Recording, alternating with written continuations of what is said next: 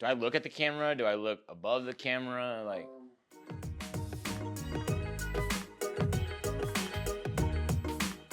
my name is Joe, and I am 32 years old. I started the YouTube Supercar Shark because I'm really into cars, and this is my job now.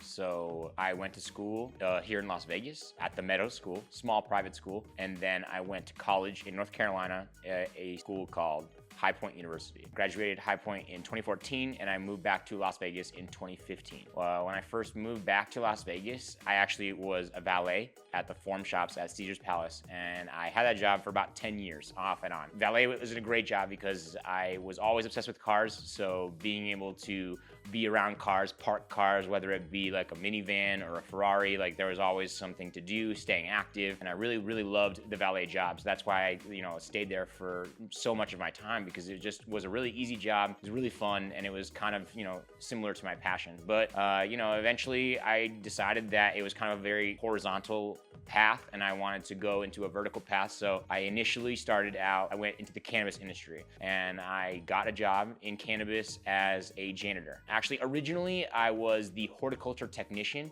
for a hydroponics, basically grow facility back in 2015 when it was just medicinal. So that was pretty cool. I felt like a pioneer. So I did that for a couple years, and then I kind of progressed through the company, and then I became a salesman. So I transitioned to selling the product, specifically the edibles. So I would go to dispensaries and I would drop off samples. I just did that for about a year and a half, but unfortunately, I had a situation where my boss didn't really believe in me. He said that I didn't do that good at selling, which I thought was weird because my degree from High Point University is in communications. So I believe that I have an above average skill set when it comes to persuasion and communicating. But I'll never forget that he just told me that he's like, maybe this just isn't for you. Maybe you should just go back to cleaning the floors. And it kind of felt true, but also I was like, there's just no way that this can be true. I really truly felt like his product was flawed, not me. So then my entire life was spent trying to prove him wrong. So I went and got a regular sales job selling sneakers, actually, at the Urban Necessities. And that's because I really like sneakers. I really like hype culture, Supreme, Babe, all that kind of stuff. And I really think that was cool. So working in a shoe store was really fun, but it was also not rewarding. It was very high hours, low pay, no commissions. So really just kind of try to move up into high-end retail. So then I went from Urban Necessities to Louis Vuitton, and Louis Vuitton was incredible. I worked at the Bellagio. Being able to have one of the only stores that has windows to be able to see the fountains at the Bellagio was iconic. So I loved working at Louis Vuitton. I actually worked there when the Louis Vuitton Air Force drop released. So that was super cool, coming from Urban Necessities, that literally the first week that I started, we were getting like a couple of pairs of the Louis Vuitton Air Forces, which is super exclusive, super cool. And I just felt like I was on the right path at that time. I really loved that, and I thought it was cool. But after a certain time, I actually got the opportunity to move into this situation.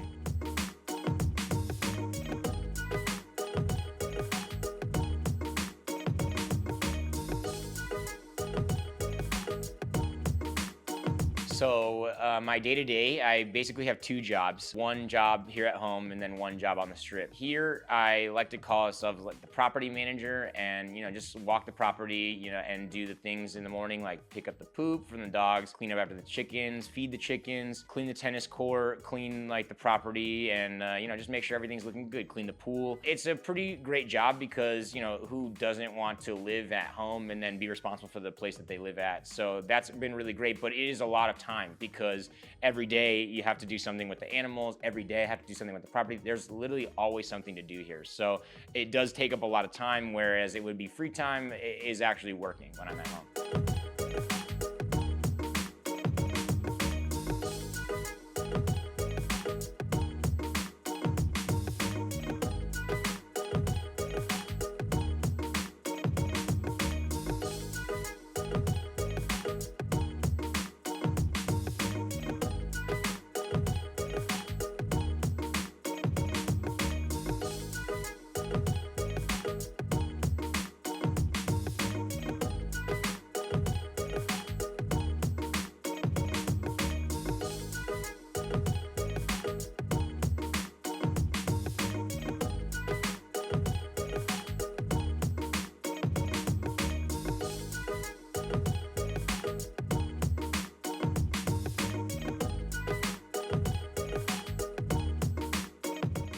when I go to work, on the strip, I drive down to the strip, and I am a luxury specialist, a luxury sales specialist at the McLaren Experience Center at Wynn Las Vegas. Initially, it was only planned to be a pop-up in which they would kind of bring engagement and awareness to the brand before Formula One in November. However, there was so much activity, so much buzz, so much really success that was generated from that 6 months. They have decided to extend the lease at the Wynn, and then as well as create a standalone dealership outside of the strip, so that way more brands can participate in the experience. So that's kind of like where we're transitioning now, is that I'm doing both of these jobs where I'm, caretaking at home, but also helping progress this company into the next phases. So I have always been obsessed with cars. Actually, my first word ever was car, and that's how I knew that I really wanted to be involved in. So that's why I chose valet initially, was to be around these kind of cars. And I didn't discriminate against any car. I would love to park,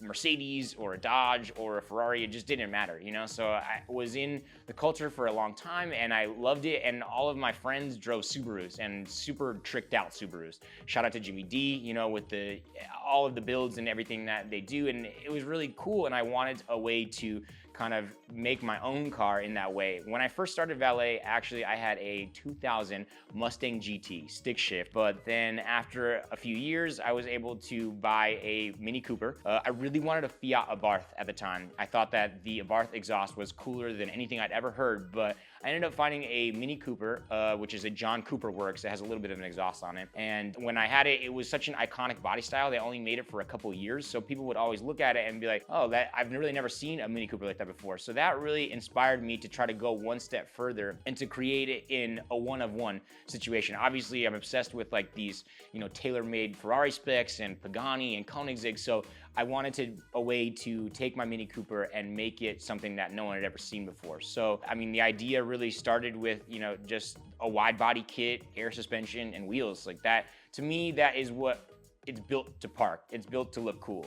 Racing is one thing, but I really like the way the cars look when they're parked. So that was my inspiration to kind of go in this direction. So, I just developed the plan, and, I looked at the brands that were really important to me at the time, and then I just decided that I would save up enough money. So my car initially was $26,000, and so I actually paid that off early. That, again, Jimmy D, shout out, because he told me to pay off my car first. You cannot modify a bank-owned car. So that was really important to learn that initially. And then after I paid off the car, saved up, about $30,000 to be able to put all of the parts and the pieces together that I really wanted. So no expense was spared.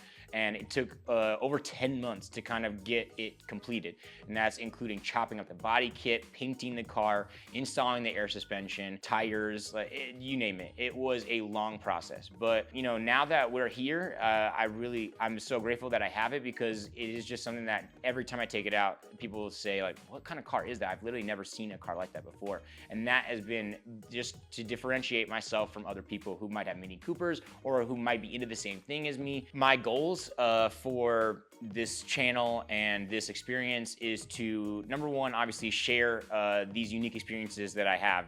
Not everyone gets to go work at the McLaren Experience Center with access to other brands in the future. So I really wanted to be able to show a behind the scenes look of what this job looks like. But not only that, I wanted to use this platform to kind of, establish my identity in the car culture. I have had this car built for a few years, but honestly, I've been very afraid of bringing it to, people's attention, because I've just been worried about what people would think. But I also asked myself, why would I put so much time and money and effort into something that I just keep in the garage?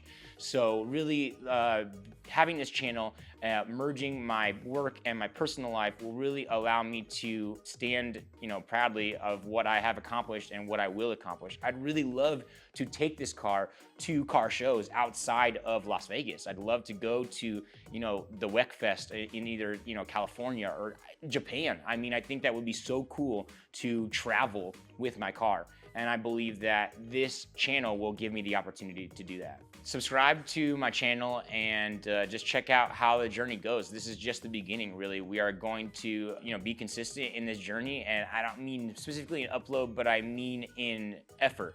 I'm going to constantly be striving to do better than the last day, and whether that means professionally or personally, you will want to see this. If you're into the car culture, if you're into modifying cars or high-end cars or shoes, you want to follow and subscribe.